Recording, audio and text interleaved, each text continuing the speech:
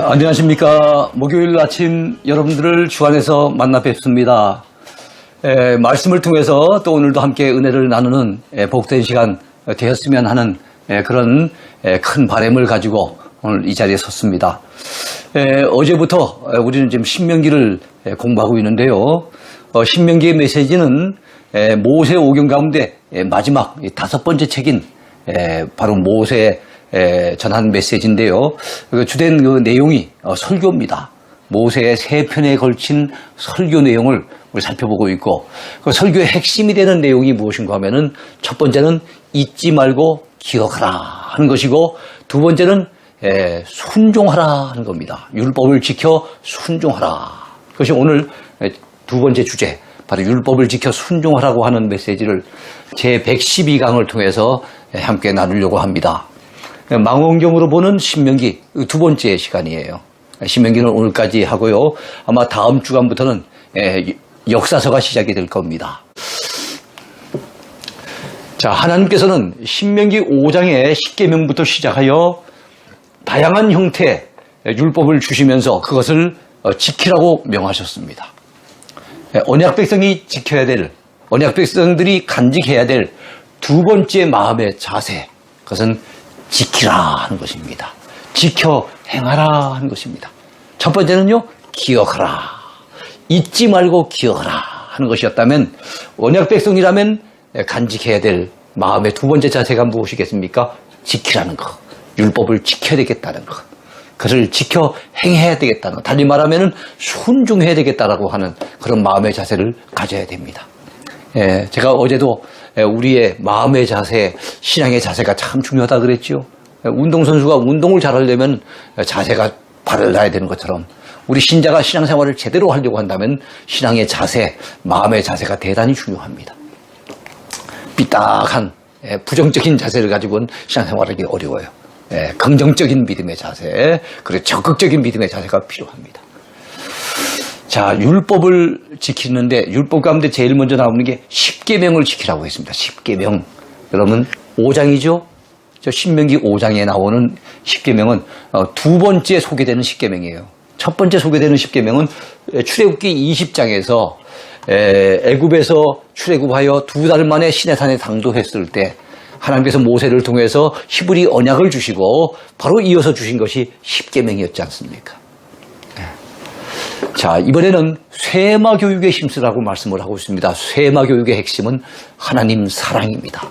내 마음을 다하고 힘을 다하고 뜻을 다하여 주 너의 하나님을 사랑하라 하는 것. 쇠마 교육 대단히 중요하죠. 신명기 6장에 나오는 유명한 주제입니다. 자, 이번에는 무엇을 지키라고 할까요? 의식법을 지키라고 했습니다. 의식법. 여러 가지 절기를 지킨다든지 또 제사법을 지킨다든지 여러 가지 지켜야 될 규례, 의식법이 있어요. 이 의식법을 지키라는 내용이 12장부터 16장까지 나와 있습니다. 한 장소에서 예배를 하고 정한 음식을 먹고 정한 예물, 즉 11조를 드리며 정한 규례와 절기를 반드시 지키라고 하는 메시지가 바로 12장부터 16장까지 나타나 있는 주요 메시지입니다. 자, 이번엔 뭐를 지키라고 했을까요? 시민법을 지키라 그랬습니다. 시민법 17장부터 20장까지. 자, 선민으로서 또 이스라엘 백성의 한 시민으로서 지켜야 될 시민법이 있습니다. 그게 무엇입니까? 재판관으로 지켜야 될, 재판할 때 어떤 자세로 재판해야 되는지, 왕이 된 자는 또 어떤 자세를 가지고서 하나님을 섬기며 또 백성들을 다스려야 되는지, 또 레위인에 관한 규례, 또 정치적인 법규, 그리고 도피성 제도, 35장에 나오는데요. 도피성 제도, 지계표, 땅의 경계의 표입니다. 여러분 가나안 땅을 들어가서 취하게 되면 각각 기업을 받을 거 아닙니까? 지파별로 기업을 나누게 되고 지파 안에서도 가족별로 또 기업을 나누게 되고 기업을 나누게 되면은 그 땅을 차지하게 되면 땅의 경계표가 있을 거 아니에요. 그와 관련된 말씀이에요. 밤에 몰래 가가지고 자기 땅을 갖다가 예를 들면 경계표를 옮겨가지고 더 넓게 차지한다든지 이러면 안 되잖아요. 그런 부분을 지켜야 되는 겁니다. 또 증인, 증인을 세울 땐 반드시 2사람 이상이어야만 된다는 거. 한 사람 증인을 가지고 받아들이면 안 되지요. 예. 그 다음에 전쟁을 할 때는 어떻게 해야 되는 것이며, 미리 선전포고를 하고 상대방이 전쟁을 피하기를 원하고 화해하기를 원하고 평화를 갖다가 가지기를 원하면은 절대로 전쟁하지 말라라고 하는 그런 메시지. 또 살인자에 대한 이런 메시지. 이런 데 대한 여러 가지 인도적인 법규입니다. 도피성은 오살자, 실수로 살인을 한 사람을 위해서 배려해서 만든 것 아니겠습니까? 도피성, 지게표, 증인, 전쟁의 문제, 살인에 관련된 법규, 이런 것들은 다 인도적인 법규라고 볼 수 있겠습니다. 이런 시민법을 지키라 그랬습니다. 이번에는 사회법을 지키라고 했습니다. 21장부터 26장까지의 주된 내용이에요. 자, 가정에서의 성결, 그다음에 약자에 대한 보호. 그 당시 사회적인 약자가 누가 있겠습니까? 고아와 과부와 객은 나그네죠. 이런 사람들, 이런 자들을 보호하라는 거예요. 또 인간관계에 있어서의 지켜야 될 성결 등을 지키라고 했습니다. 자, 신명기 28장 1절에 보면은 내가 내 하나님 여호와의 율법을 삼가 듣고 내가 오늘 내게 명령하는 그의 모든 명령을 지켜 행하면, 자, 지켜 행하면 어떻게 된다고요? 내 하나님 여호와께서 너를 세계 모든 민족 가운데 뛰어나게 할 것이라고. 그런 약속의 메시지를 주셨어요. 여러분, 신명기 5장의 10계명은 출애굽기 20장에 나오는 10계명하고 내용이 똑같아요. 똑같은 겁니다. 그래서 신명기의 내용은 율법의 재반복인 거예요. 율법의 반복, 제2의 율법이라고 할 수 있는 겁니다. 자, 그래서 10계명도 똑같은데 다만 출애굽기 20장에 나오는 10계명과 비교해 봤을 때 신명기 5장에 나오는 10계명에서 살짝 달라진 부분이 있어요. 그 부분이 어떤 부분인가 하면은 여러분, 제4계명입니다. 제4계명은 안식일을 성수하는 계명이잖아요. 요즘 우리 신앙은 주일 성수와 관련된 부분이잖아요. 자, 안식일을 성수하는 이유를 설명하는 데서도 살짝 바뀌어집니다. 자, 안식일을 성수해야 될 이유에 대해 출애굽기 20장에서는 하나님의 창조 사역과 관련을 짓습니다. 하나님이 온 천지 만물을 여섯 동안에 지으셨기 때문에, 그래서 안식일을 지켜야 된다는 거예요. 또 신명기 5장에서는 이번엔 창조 사역이 아니고 하나님의 구속 사역을 강조하고 있습니다. 하나님이 애굽 땅 종되었던 집에서 이끌어낸 것, 그들을 구출해내신 것, 바로 구원 사역 아니겠습니까? 이 구속 사역을 강조하고 있어요. 자, 오늘날도 우리가 주일 성수해야 될 주된 이유를 찾는다면 이 출애굽기와 신명기, 출애굽기 20장과 신명기 5장에 나와 있는 이 메시지를 종합한다면 여러분, 어떤 이유 때문에 우리가 여러분 주일 성수를 해야 되겠습니까? 하나님께서 우리를 창조하셨고 그 다음에 우리를 예수 그리스도 안에서 구속하셨기 때문에, 나를 지으신 분이 하나님이세요. 그래서 그 창조주 하나님을 높이고 경배하기 위해서 우리가 주일 성수해야 되지 않겠습니까? 나를 예수 그리스도 안에서 그 십자가의 은혜로 말미암아 구속해내셨어요. 죄로부터 해방시켜 주셨어요. 얼마나 감사한 일입니까? 그러므로 우리는 기쁘게 주일날 교회 나와서 하나님 앞에 예배를 드리면서 하나님께 영광을 돌려야 함이 마땅한 일이 아니겠습니까? 사람이 어떤 일을 행할 때 그 일을 행하는 이유를 모르면은 뭔가 불만이 많이 나오고 삐딱한 자세가 되고 거기에 대해서 좀 불성실하기가 쉽습니다. 비협조적이 되기가 쉬워요. 근데 이유를 분명히 알면은 자원해서 제대로 할 수가 있는 겁니다. 우리가 주일 성수해야 될 이유 분명히 알아둬야 되겠습니다. 하나님이 우리를 지으셨기 때문에, 하나님이 우리를 구원해 주셨기 때문입니다. 자, 출애굽기 20장 11절을 볼까요? 이는 엿새 동안에 나 여호와가 하늘과 땅과 바다와 그 가운데 모든 것을 만들고 일곱째 날에 쉬었습니다. 그러므로 나 여호와가 안식일을 복되게 하여 그날을 거룩하게 하였느니라. 그렇게 말씀하고 있어요. 안식일을 지키라 명하시면서 바로 그 이유를 이렇게 설명하고 있는 거예요. 근데 신명기 5장 15절은 이번에는 창조적인 이유가 아니라 구속과 관련된 이유를 말씀하시는 거예요. 너는 기억하라. 자, 신명기에서 가장 강조되는 단어 중에 하나가 기억하라. 내가 애굽 땅에서 종이 되었더니 내 하나님 여호와가 강한 손과 편팔로 거기서 너를 인도하여 내었나니 그러므로 내 하나님 여호와가 내게 명령하여 안식일을 지키라 하느니라. 그랬어요. 안식일을 지키라고 명하신 이유.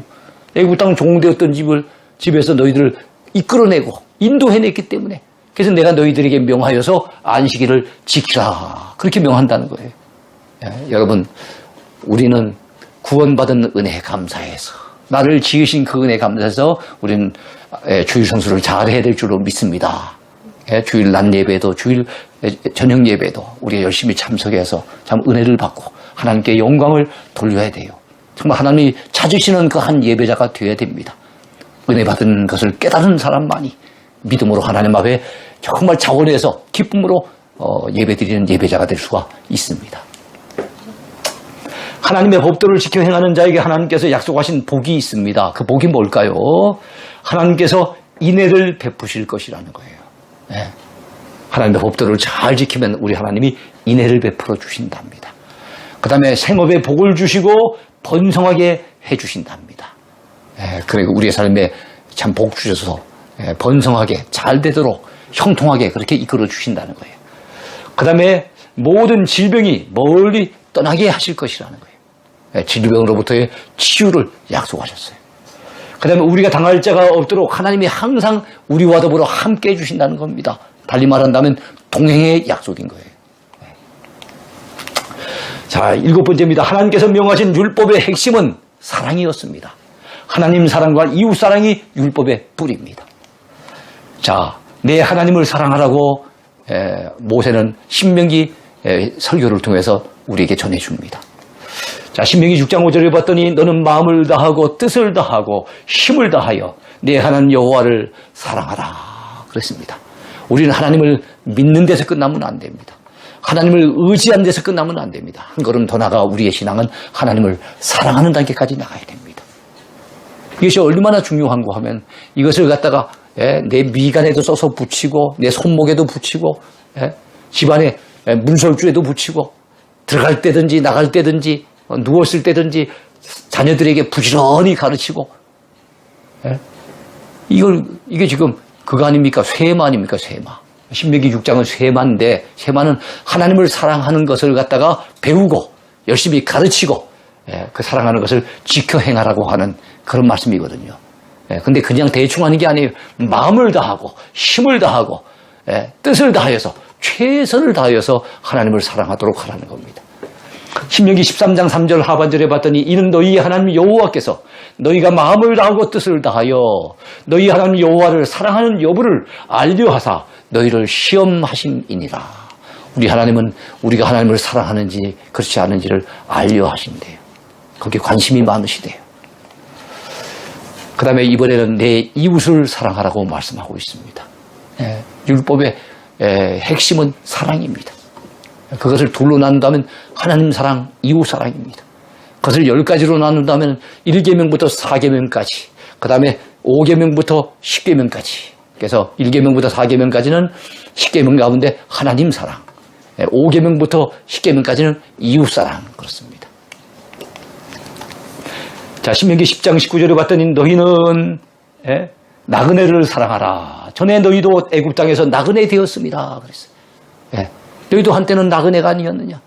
애굽에서 나그네 했고 광야에서 나그네 생활을 얼마나 동안 오래 했느냐. 그러니 가난한 나그네 집안애들이거든 대접 잘해주고 나그네를 사랑해서 잘 대해주라고 하는 그런 메시지인 거예요.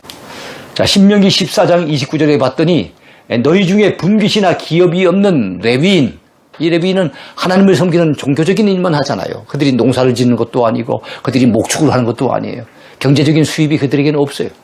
그러니까 그들을 갖다가 돌보라는 겁니다. 레위인과 내 성중에 거류하는 객과 및 고아와 과부들이 와서 먹고 뭐하게 하라고요? 배부르게 하라. 배부르게 하라. 여러분, 참 요즘은 우리가 먹는 게 자꾸 넘치는 시기잖아요. 모든 가정이 그렇다는 뜻은 아닙니다. 그런 가정들이 많잖아요. 그래서 일부러 살을 빼려고 그렇게 애를 쓰는 그런 시기 아닙니까? 우리 애들은 따라가면서 뭐 먹이려고 해도 잘 안 먹겠다고 하는 그런 시기잖아요. 참 어떻게 보면 이런 행복한 시기에 우리가 살고 있는데 참 이럴 때 우리가 욕심 부리지 말고 냉장고 속에 오래 놔뒀다가 썩어서 버리지 말고 참 어려운 사람이 있으면 나누어서 먹을 수 있는 그런 따뜻한 사랑의 마음, 이게 우리에게 필요하지 않겠는가. 특별히 명절 때라든지 아니면 참 가난한 사람들이 더 이렇게 가난함을 뼈저리게 느끼는 그런 시기가 있잖아요. 그럴 때 따뜻한 사랑을 베풀어주면 우리 하나님이 얼마나 기뻐하실 것이며 또 이웃들이 얼마나 힘이 나겠습니까? 그리하면 내 하나님 여호와께서 내 손으로 하는 범사에 내게 복을 주시리라. 선한 일에서 그 이웃에게 도움을 주고 힘을 북돋워 줄 뿐만 아니라 그렇게 했더니 하나님이 기뻐하셔서 내게도 복을 또 부어주시는 거예요. 자, 신명기 15장 11절에 봤더니 땅에는 언제든지 가난한 자가 그치지 아니하겠으므로, 그러므로 우리가 해야 될 일이 무엇입니까? 곤란한 자와 궁핍한 자에게 내 손을 펼지니라. 손을 펴는 거 무슨 손이겠습니까? 도움의 손길, 사랑의 손길, 손을 펴라는 거예요. 꽉 움켜잡지 말고 펴라는 거예요. 신명기 24장 20절에 보면 내 형제에게 구워주거든 이자를 받지 말라. 범사에 복을 내리시라. 구워주더라도 이자 받지 말고 구워주래요. 그럼 범사에 하나님이 복을 내리셔 주신답니다. 빌린다는 거 그만큼 어려운 거 아니겠어요? 빌려줄 수 있다는 거 그만큼 여유가 있다는 거 아니겠어요? 그러니까 이자 안 받아도 우리는 살 수 있는 그런 여유가 있다고 봤을 때 꼭 이자까지 챙겨야 되겠느냐 이거예요. 대신에 하나님이 그런 참 너그러운 마음으로 가난한 사람들 돌보면 하나님이 대신 갚아주신다는 거예요. 자, 그 품삯을 당일에 주고 해진 후까지 미루지 말라는 거예요. 왜냐하면 하루 벌어서 하루 먹는 사람들이 요즘도 있잖아요. 옛날엔 가난했던 시절에는 그런 사람이 훨씬 더 많았잖아요. 이런 그가 가난함으로 그 품삯을 간절히 바랍니다. 오늘 열심히 일해서 퇴근할 때쯤 되면은 그 품삯 주면은 그거 가지고 가서 가족들 좀 생계를 유지해 보려고 그렇게 간절히 바라고 있는데 그걸 갖다가 오늘 사정이 있으니 내일 주겠습니다. 며칠 후에 주겠습니다. 이러면 안 된다 이거예요. 그가 너를 여호와께 호소하지 않게 하라. 하나님 앞에 그 가난한 사람이 하나님 억울합니다. 오늘 분명히 품삯을 준다고 해서 열심히 일을 했는데 주인이 품삯을 주지 않습니다. 언제 줄지도 모르겠습니다. 이 억울함을 어찌하면 좋습니까? 하나님 앞에 이렇게 호소하면은 그만큼 하나님이 진노하신다는 거예요. 자, 그렇지 않으면 그것이 내게 죄가 될 것입니다. 그렇게 말씀했어요.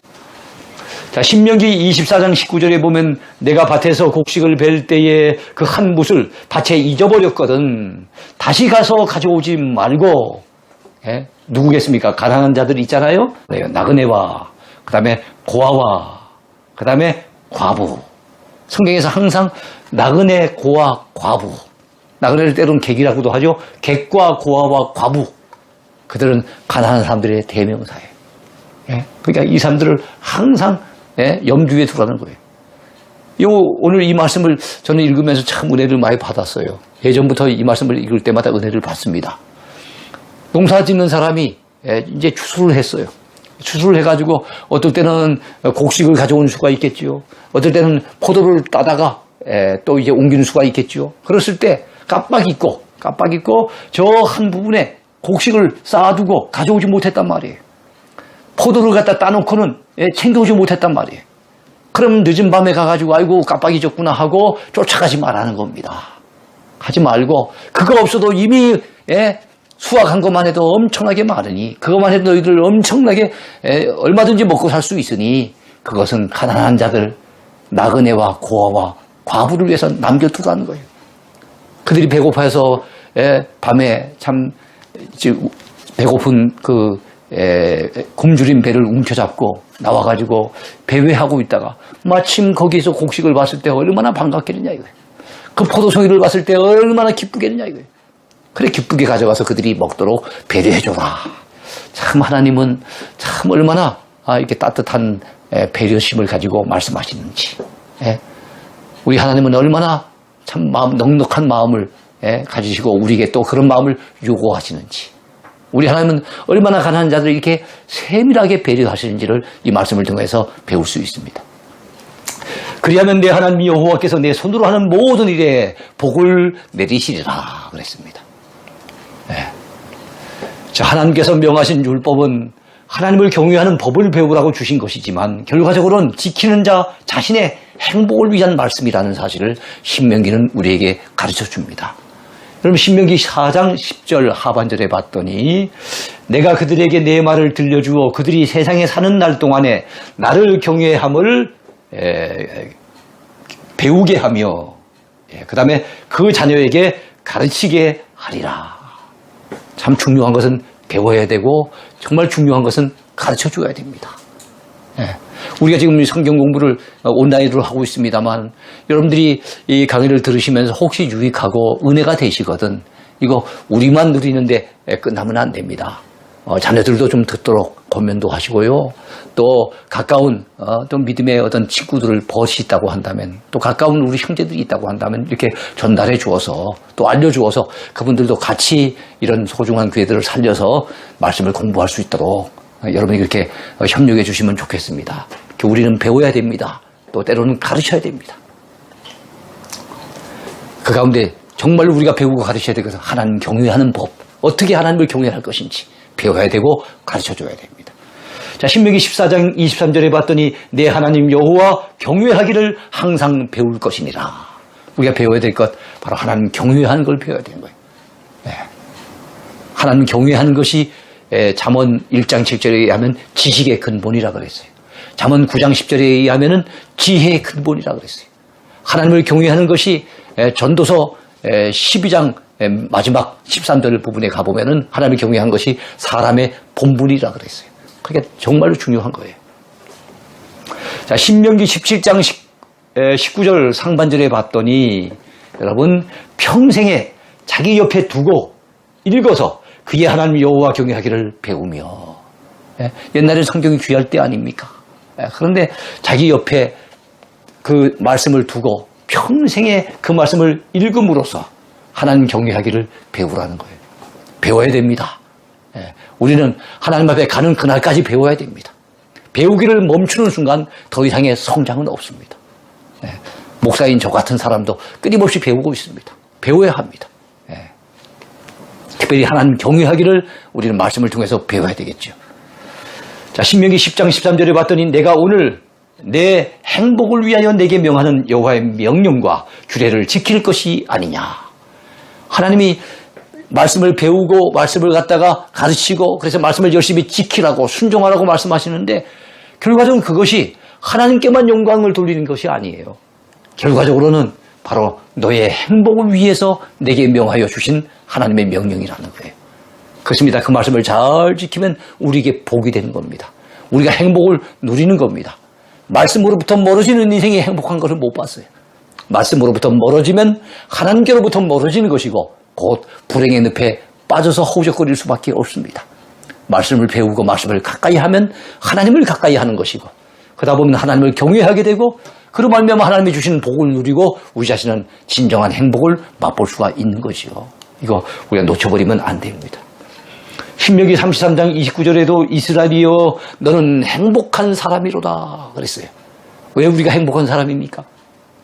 여호와의 구원을 너같이 얻은 백성인 누구냐? 그렇습니다. 우리는 하나님의 구원을 누리고 있는 인생들이 오늘날은 우리지만 옛날 수천 년 전에는 바로 모세의 이 설교의 말씀을 듣고 있는 이스라엘 백성들 바로 그들이 행복한 인생들이었어요. 사람은 자기가 행복한 것을 알지 못하기 때문에 불행하다 이런 말이 있어요. 내가 행복한 것을 알 때 우리는 정말 행복할 수가 있는 겁니다. 근데 우리가 참 행복한 인생인 거 하나님이 이런 행복을 우리에게 부어주셨다는 거 우리는 엄청난 은혜를 받은 인생이요 구원을 받은 인생이요 하나님의 복을 누리는 인생이라는 거 우리 놓쳐버리면 안 됩니다. 이제 신명기를 요약하면서 오늘의 말씀을 이제 맺으려고 합니다. 자, 어제 오늘 이틀 동안 우리 신명기를 공부했는데요. 여러분 어떤 부분을 느끼셨습니까? 특별히 와닿는 부분이 어떤 부분이 있었습니까? 우리가 말씀을 다 기억하고 그 속에서 한 말씀 한 말씀 다 은혜 받으면 좋겠지만 적어도 30분 동안 진행되는 이 강의 중에서 거기서 한 말씀이라도 내게 마음에 딱 와닿는 말씀이 있다면 한 말씀이라도 내게 자극이 되고 내게 도전이 되고 감동을 주는 말씀이 있다면 그 말씀 붙들어야 됩니다. 신명기의 결론은 모세의 세 번째 설교 가운데 잘 나타나 있습니다. 그 세 번째 설교가 27장부터 30장까지의 내용. 두 번째 설교는 율법의 내용을 소개하면서 십계명을 비롯한 그 많은 율법을 지켜 행하라 하는 내용이었어요. 그리고 율법의 재반복, 이것이 두 번째 설교였고요. 첫 번째 설교는 지나간 40년을 갖다 회고하며 하나님의 은혜에 감사할 뿐만 아니라 광야 1세대의 믿음 없음을 안타까워하면서 지나간 그 실패를 회고하는 내용이 첫 번째 설교였어요. 그에 비해서 이 세 번째 설교는 바로 하나님의 말씀을 아무리 전해줘도, 아무리 알았다 해도, 아무리 그것을 전달받았다 해도 지키지 않는다면 아무 소용이 없고, 순종하지 않는다면 그것은 아무 유익이 없다는 것. 순종하는 자에겐 복이 임하지만 불순종하는 자에겐 저주가 임할 뿐이라는 것.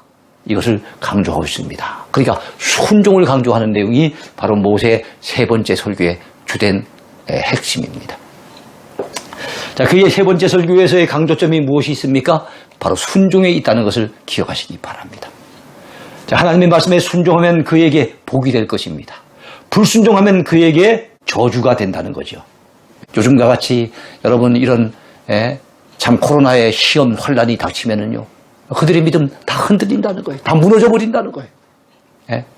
그래서 여러분 말씀을 듣고 행하는 사람이 진짜 신자입니다. 그래서 말씀에 대한 순종, 이거는 아무리 강조해도 지나침이 없다는 걸 꼭 기억했으면 좋겠습니다.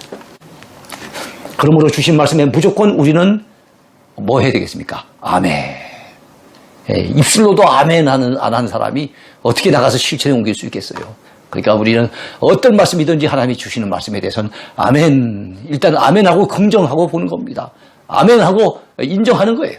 그리고 난 다음에 힘써서 그 말씀을 지켜 행하게 될 때 그 말씀을 통해서 우리는 복을 받는 겁니다.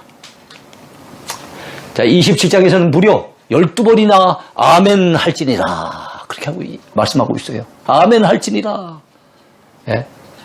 여러분 27장이라고 하는 성경 한 장 안에서 아멘 할지니라를 12번 메시지를 주실 때마다 끝에 가면 아멘 할지니라, 아멘 할지니라, 아멘 할지니라 그렇게 강조하고 있어요.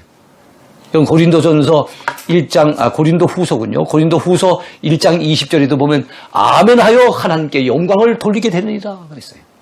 여러분 우리는 아멘이 메마른 사람이 되면 안 됩니다. 우리는 아멘이 풍성해야만 그 신앙도 더욱더 정말 그 내용이 풍성해지고 그 신앙이 활기차집니다. 여러분이요, 여러분의 삶 속에, 여러분의 예배 가운데, 여러분의 신앙 가운데 아멘이 풍성할 수 있게 되길 바랍니다. 그러나 입술의 아멘도 중요하지만 더 중요한 건 뭡니까? 우리 생활에서 실천에 옮기고 순종하는 거, 그게 진짜 아멘이에요.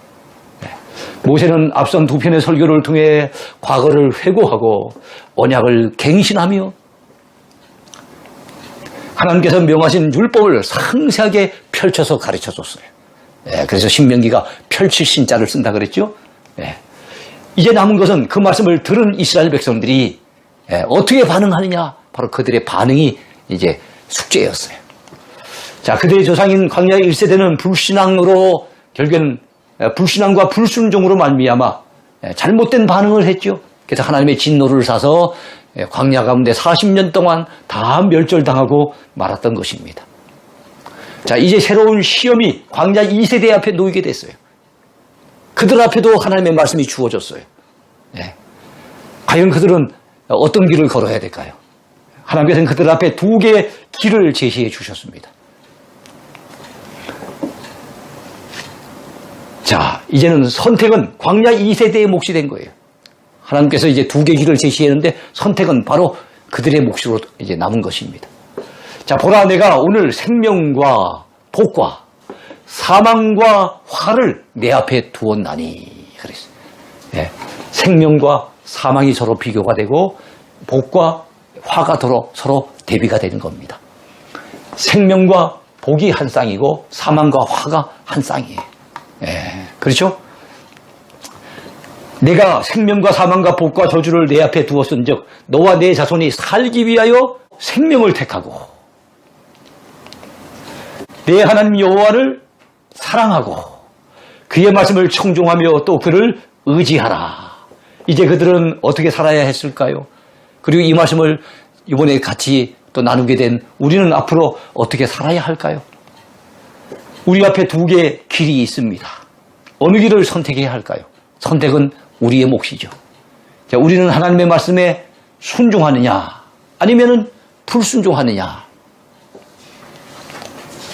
둘 중에 하나의 길을 선택해야 합니다. 그것 외에 다른 선택의 여지가 없어요. 제3의 길은 없습니다. 말씀하시고 약속하시는 분은 하나님이시지만 여러분, 선택은 바로 우리가 감당해야 될 몫입니다. 우리는 순종의 길을 선택할까요? 불순종의 길을 선택할까요? 그리고 그 선택에 따라 우리 인생의 운명은 달라지게 되어 있습니다. 신명기를 통해 우리가 배워야 될 중요한 결론, 그게 무엇입니까? 하나님의 말씀은 반드시 지켜서 순종해야 한다는 사실. 이걸 배워야 됩니다. 그런즉 너희는 이 언약의 말씀을 지켜 행하라. 그리하면 너희가 하는 모든 일이 형통하리라 하는 귀한 말씀, 신명기 29장에 나와 있는 참 중요한 말씀으로 오늘 강의를 마칩니다. 그래요. 우리 많은 말씀을 배웠어요. 이제 선택은 오롯이 우리에게 남겨진 몫입니다. 우리는 순종의 길을 선택할 수도 있고 불순종의 길을 선택할 수도 있겠지요. 사랑하는 믿음의 형제 자매들이요, 사랑하는 동역자들이요, 우리 모두 순종의 길을 선택하여 우리의 남은 생애를 통해서 하나님께 영광 돌리고 우리 자신도 하나님 앞에 쓰임을 받으며 하나님 앞에 큰 복을 받아 누리는 행복한 인생들이 다 됐으면 좋겠습니다. 오늘도 주 안에서 행복하십시오. 감사합니다.